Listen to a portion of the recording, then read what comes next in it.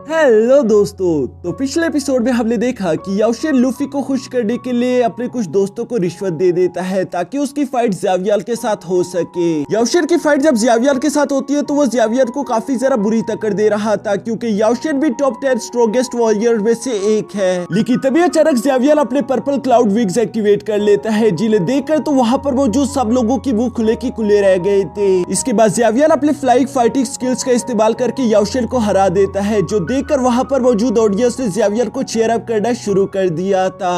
अब आगे next episode बिल्कुल उसी सीट से शुरू होता है जहां ज़्यावियर को यूं जीतता हुआ देखकर लूफी काफी जरा गुस्से में आ गई थी। वो लूकिन से कहती है कि आखिर ये निकम्मा कैसे जीत गया, लेकिन लूकिन तो जानता था कि ज़्यावियर की असली ताकत क्या है, इसलिए वो लूफी को कहता है कि खामोश होकर खड़ी हो जाओ, तुम्हारा इस तरह गुस्सा करने पर कुछ भी चेंज नहीं होने वाला। दूसरी तरफ आप देखते हैं कि ज़्यावियर भी उड़ता हुआ वापस अपने दोस्तों के पास आ गया था जो कि ज़्यावियर की जीत पर काफी जरा खुश दिखाई दे रही थी। यहाँ पर वो हाउस ज़्यावियर से कहता है कि ज़्यावियर कहना पड़ेगा कि तुम अब बहुत ज्यादा पावरफुल हो चुके हो, कोई भी वॉरियर तुमसे पंगा लेने से पहले 2 बार जरूर सोचेगा। जिया भी फौरन आगे आते हुए कहती है कि हाँ तुमने बिल्कुल ठीक कहा क्योंकि ज़्यावियर के पर्पल क्लाउड विंग्स वाकई में काफी ज्यादा सरप्राइज करने वाली चीज है। यहाँ पर ये लोग इसी तरह से खुश होते हुए बातें कर ही रहे थे कि तभी अचानक वहाँ पर ली ज़ाओ भी आ जाता है जो कि ज़्यावियर को कांग्रेचुलेशन कह रहा था। वो ज़्यावियर से कहता है कि इस राउंड को जीतने की वजह से अब तुम टॉप 10 में बहुत ही आसानी के साथ आ सकते हो, मुझे पूरा यकीन है कि तुम कर दिखाओगे। ज़्यावियर भी फ्लेक्स मारते हुए कहता है कि हाँ याओशिन को हराना इतना बड़ा काम नहीं था, लेकिन अगर उसका लिक्विड टार ना होता तो मैं उसे और भी जरा आसानी के साथ हरा सकता था। यहाँ ज़्यावियर की ये बातें सुनकर ली ज़ाओ मुस्कुराते हुए कहता है कि तुमने याओशिन को हरा दिया जिसकी वजह से मिलर कोर्ट में सब लोग तुम्हें इज्जत की निगाहों से देखेंगे। जबकि साथ ही साथ वो लूकी की तरफ इशारा करते हुए कहता है कि देखो तो सही किस तरह आंखें पाड़ पाड़ के तुम्हें देख रहा है, मुझे पूरा यकीन है कि इस बार वो भी तुम्हें अंडर एस्टिमेट नहीं करेगा।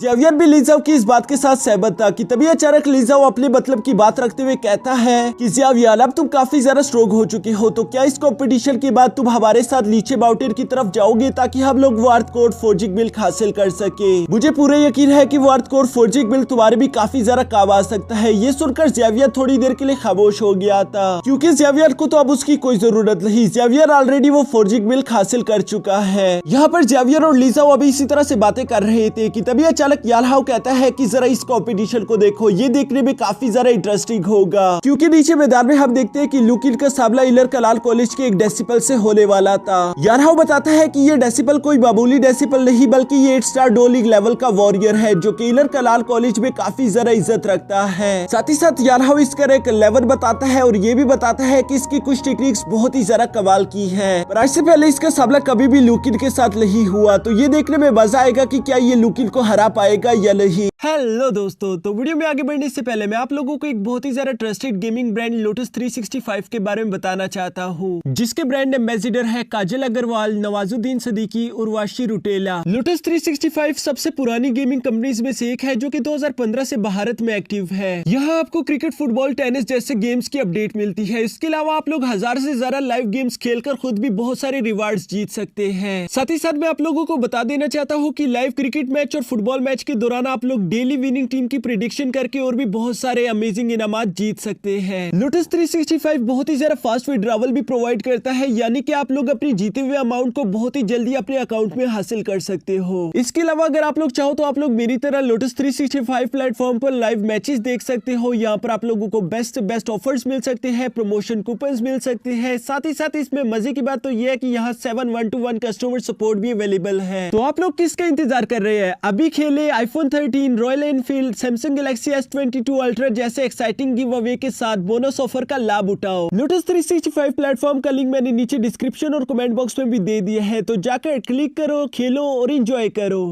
अब यहाँ मैदान में हम देखते हैं कि लूकिन और वो डेसिपल दोनों एक दूसरे के आमने सामने खड़े थे कि तभी अचानक एल्डर अनाउंसमेंट कर देते हैं कि चलो इस मैच को शुरू करो। जो सुनकर वो 8 स्टार डो लीग लेवल का वॉरियर बड़ी तेजी के साथ आगे बढ़ते हुए लूकिन पर हमला कर देता है, लेकिन लूकिन बड़ी तेजी के साथ वहां से टेलीपोर्ट होकर उसके पीछे आ गया था। जहाँ लूकिन अपने पंजों का इस्तेमाल करके उस वॉरियर को घायल करना चाहता था, लेकिन वो वॉरियर भी किसी तरह करके उसे डॉज कर लेता है। इसके बाद हम देखते हैं कि वो वॉरियर मौका पाकर पीछे से लूकिन पर हमला करने वाला था, लेकिन लूकिन के रिफ्लेक्सेस बहुत ज्यादा तेज थे, वो बहुत ही तेजी के साथ पीछे मुड़ते हुए उसे किक करके पीछे पटक देता है। यह लुकिन की ये किक बहुत ही ज्यादा खतरनाक थी, जिसकी वजह से उस वॉरियर को काफी ज्यादा बुरा डैमेज हो गया था। लुकिन उस वॉरियर से कहता है कि हार मान लो, लेकिन वो वॉरियर कहता है कि नहीं, भूल जाओ, ऐसा कभी नहीं होने वाला। ये कहते साथ ही हम देखते हैं कि उस वॉरियर ने अपनी डोकी पावर्स रिलीज करना शुरू कर दी थी। साथ ही साथ वो यहाँ पर अपने एक बहुत ही बड़ी स्पिरिचुअल लिजर्ड टाइप बीस्ट को भी समर कर लेता है, जिसका इस्तेमाल करके उसने लुकिन पर अटैक कर दिया था। लुकिन उस स्पिरिचुअल बीस्ट को अपनी तरफ आता हुआ देखकर मुस्कुराते हुए बड़ी तेजी के साथ उसे अपने हाथों से ही रोक देता है, जिसकी वजह से वहाँ पर काफी ज्यादा एनर्जी फैल जाती है। यह वो स्पिरिचुअल बीस्ट काफी ज्यादा बड़ा होने के साथ साथ बहुत ही ज्यादा पावरफुल भी था, लेकिन इसके बावजूद भी लुकिन उसे अपने हाथों से ही पकड़कर उसका जबड़ा तोड़ देता है। ये देखकर तो ज़ेवियर और लिजाओ दोनों ही काफी ज्यादा हैरान हो गए थे, लेकिन साथ खड़ी लिजाओ खुश हो रही थी क्योंकि उसका भाई जीत रहा था।